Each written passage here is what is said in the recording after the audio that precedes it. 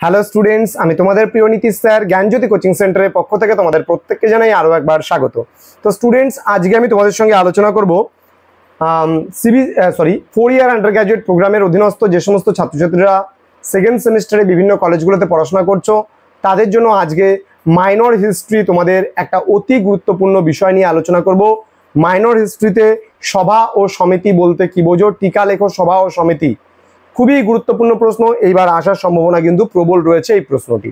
তো ক্লাসটি শুরু করার পূর্বে তোমাদেরকে প্রতিদিনের মতো আজকেও বলবো, যারা এখনো পর্যন্ত আমাদের অফিসিয়াল ইউটিউব চ্যানেলটিকে সাবস্ক্রাইব করনি তারা অবশ্যই চ্যানেলটিকে সাবস্ক্রাইব করে পাশে থাকা বেল আইকন অল প্রেস করে দাও, যাতে নেক্সট টাইম থেকে কোনো ভিডিও আপলোড করলে তার নোটিফিকেশন সবার আগে তোমার কাছে পৌঁছতে পারে। এছাড়া তোমরা যারা ভাবছো অনলাইনে আমাদের কাছে কোর্স করতে তারা অবশ্যই যোগাযোগ করো আমাদের এই অফিসিয়াল নাম্বার 6295916282 নাম্বার অথবা 7076398606 নাম্বার।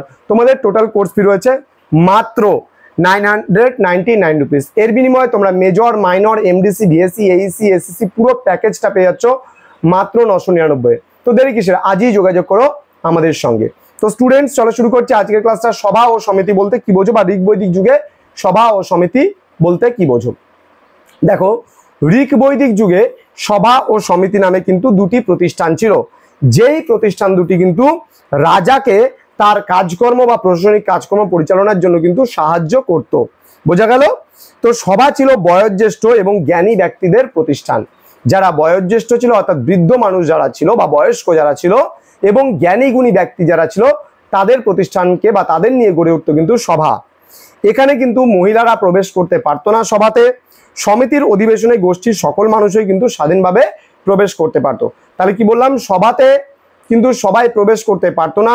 এটা বয়োজ্যেষ্ঠ যারা ছিল তাদের এবং জ্ঞানীগুণী ব্যক্তিদের প্রতিষ্ঠান ছিল, এবং এখানে কিন্তু মেয়েদের বা নারীদের প্রবেশাধিকার কিন্তু ছিল না সভাতে। কিন্তু সমিতি সর্বসাধারণের পরিষদ ছিল, যেখানে সকল মানুষ সমাজের কিন্তু প্রবেশ করতে পারত এবং যে কেউ চাইলে এর সদস্য হতে পারত, সমিতির সদস্য। তো রমিলা থাপার একটা কথা বলেছেন যে কোনো রাজ্যে রাজা থাকতো না, এই দুটি সংগঠনই কিন্তু শাসন পরিচালনা করত। তাহলে কোনো জায়গায় রাজা যেখানে থাকতো না সেই সমস্ত জায়গায় সভা ও সমিতি নামে প্রতিষ্ঠান যে দুটো গড়ে তোলা হয়েছিল, এই সভা এবং সমিতি কিন্তু সমস্ত কিছু পরিচালনা করতো। হ্যাঁ, তারপরে ডক্টর এএস আলতেকার কি বলেছেন, প্রথম দিকে সমিতির ক্ষমতা ছিল সীমাহীন এবং তার সিদ্ধান্ত অনুসারে কিন্তু রাজাকে শাসনকার্য পরিচালনা করতে হতো। কিন্তু পরবর্তীকালে সমিতির ক্ষমতা কমতে শুরু করেছিল এবং সভার ক্ষমতা কিন্তু বাড়তে শুরু করেছিল। তো এই ছিল আজকের সভা সমিতি সম্পর্কে তোমাদের জাস্ট মাইনর হিস্ট্রি যারা আছে, খুব একটা বড় নোটস আসবে না তোমাদের এখান থেকে, শুধুমাত্র 3 মার্কসের নোটসটা তোমাদের পড়লেই কিন্তু হয়ে যাবে। এছাড়া তোমরা আমার লেখা বইটা পারচেস করতে পারো, যে কোনো বইয়ের দোকানে তোমরা কিন্তু এটা পেয়ে যাবে, এবং সেখান থেকে পারচেস করে আমরা যে সাজেশনসগুলো দিয়েছি তোমাদের মাইনর হিস্ট্রিতে সেখান থেকে পড়লে পারেই কিন্তু তোমাদের পুরোটা কভার আপ হয়ে যাবে। তো স্টুডেন্টস, তোমাদের সঙ্গে দেখা হবে খুব তাড়াতাড়ি পরবর্তী ক্লাস নিয়ে। তোমরা প্রত্যেকে ভালো থেকো, সুস্থ থেকো।